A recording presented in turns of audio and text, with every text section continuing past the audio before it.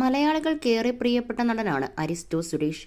നിവിൻ പോളി നായകനായ action hero Biju എന്ന ചിത്രത്തിലൂടെ മലയാള അഭിനയ രംഗത്തേക്ക് കടന്നുവന്ന ഈ ചിത്രത്തിലെ അരിസ്റ്റോ സുരേഷിന്റെ അഭിനയം മികച്ച രീതിയിലുള്ള അഭിനന്ദനങ്ങൾക്ക് പാത്രമായിരുന്നു.